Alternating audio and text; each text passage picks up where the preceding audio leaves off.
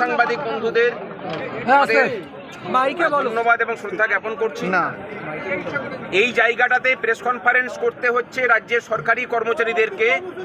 আমার মনে হয় রাজ্যবাসীর কাছে এই ছবিটা পরিষ্কার হচ্ছে যে গোটা রাজ্যবাসীকে পথে নামিয়ে নিয়ে আসার কাজ এবং গণতান্ত্রিক যে অধিকার তাকে কুণ্ঠারোধ করার কাজটা কোন লেভেলে এই সরকার নিয়ে গেছে।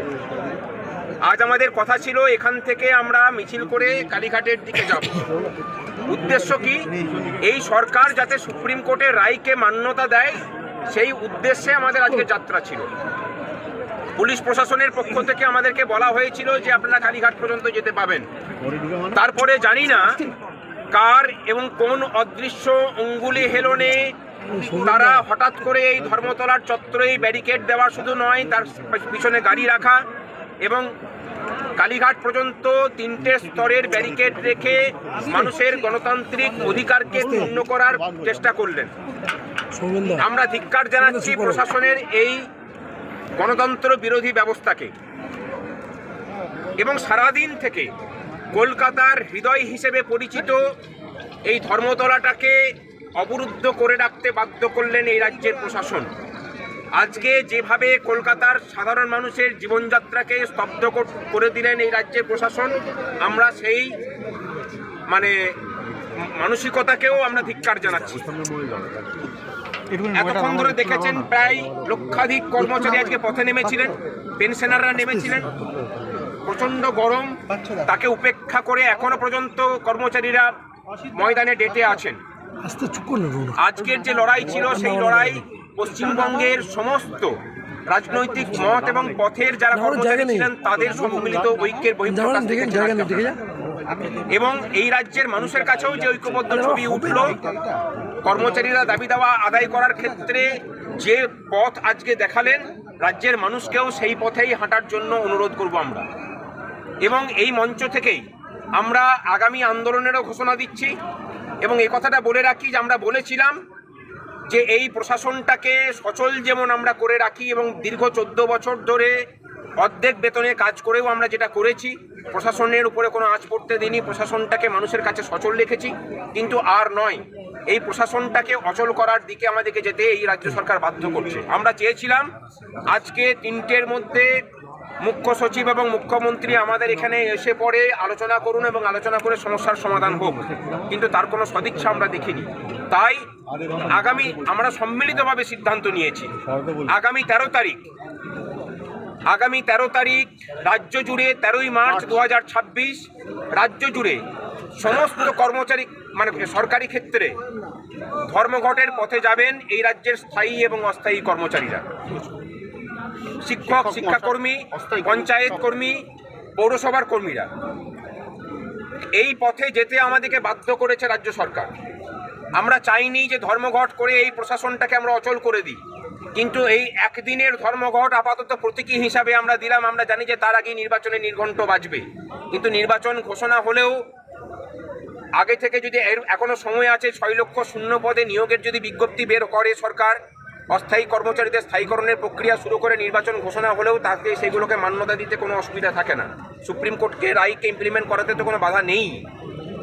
এই অবস্থায় আমরা চাই যে সরকার যদি রাজ্যটাকে অচল অবস্থা থেকে বাঁচাতে চান তাহলে 13 তারিখের মধ্যে আমাদের সাথে আলোচনায় বসুন। না হলে 13 তারিখ এই রাজ্য জুড়ে যে ধর্মঘটের নজির দেখবে, আমার মনে হয় মুখ্যমন্ত্রী হিসেবে উনি স্মরণে রাখবেন। আগামী 13 তারিখ ধর্মঘট। এবং আজকে বিশেষ করে পেনশনারদের বিশাল সংখ্যায় এসেছিলেন, অনেক অসুস্থ হয়ে পড়েছে, তাদের কথা মাথায় রেখে এখান থেকে আমরা এবং সাধারণ মানুষের যে অসুবিধা হয়েছে এতক্ষণ ধরে এটা বন্ধ থাকার জন্য আমরা ক্ষমা চেয়ে নিচ্ছি কলকাতাবাসীর কাছে। আমরা এটা করতে চাইনি, কিন্তু রাজ্য সরকার বাধ্য করেছে। এই জায়গায় দাঁড়িয়ে আমরা আজকে এই প্রেস কনফারেন্সের পরে বিকাল 4টের সময় এখান থেকে আমরা অবস্থান তুলে নেব। কি হবে আমরা বলতে চাই, এখানে বিগত শতাব্দীর 6-এর দশকে পশ্চিমবঙ্গের কর্মচারী সমাজ এই জরিনা ক্রসিংয়ে একত্রিত হয়েছিলেন। তার মধ্যে দিয়ে পশ্চিমবঙ্গে যাতে গণতন্ত্র প্রতিষ্ঠা হয়, কর্মচারীদের দাবি দাবা অর্জিত হয়, সেই সংগ্রাম ঘোষিত হয়েছিল। আজকের এই প্রজন্ম আজকের এই জেরিনা ক্রসিং, এই ধর্মতলা চত্বর 3 ঘন্টা অবরোধ করার মধ্যে দিয়ে, অবস্থানে বসার মধ্যে দিয়ে নতুন ইতিহাস তৈরি করলেন। যে ইতিহাস আগামী 13 তারিখ, ভাস্কর ঘোষ বলেছেন, আগামী 13 তারিখ প্রশাসনকে স্তব্ধ করে দেওয়া হবে সরকার যদি আমাদের দাবিতে মান্যতা না দেন। সাধারণ মানুষের স্বার্থে প্রশাসন সম্পূর্ণ স্তব্ধ থাকবে, আদালতগুলো বন্ধ থাকবে, ট্রেজারিগুলো বন্ধ থাকবে, শিক্ষা প্রতিষ্ঠান বন্ধ থাকবে, সমস্ত ইলেকশন ট্রেনিং যার যা ফেলুন সমস্ত স্তব্ধ থাকবে 13ই মার্চ। 2023 সালে 10ই মার্চ আমরা প্রমাণ করেছিলাম যে ঐক্যবদ্ধভাবে লড়াই করে প্রশাসনকে স্তব্ধ করে দেওয়া যায়। 14 তলার যতই হুঙ্কার দিক এই প্রশাসনকে স্তব্ধ করে দেওয়া যায়।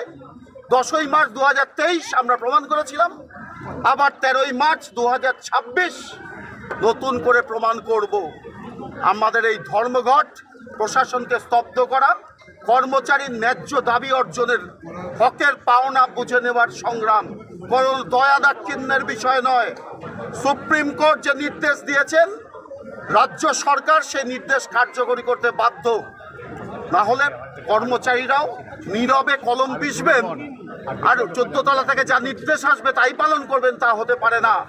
কর্মচারীরাও প্রতিবাদে সামিল হচ্ছেন। তার সেমিফাইনাল যদি আজকে হয়, 13ই মার্চ ফাইনাল দেখবেন রাজ্য প্রশাসন, যে প্রশাসনকে কিভাবে স্তব্ধ করে দেওয়া যায়। আমরা সব সংগঠন মঞ্চ একত্রিত হয়ে কর্মচারীর দাবিতে, ন্যায্য দাবিতে এই যৌথ আন্দোলনে নেমেছি। 13ই মার্চ আমরা নতুন করে প্রমাণ করব কর্মচারীরা ঐক্যবদ্ধ আছে।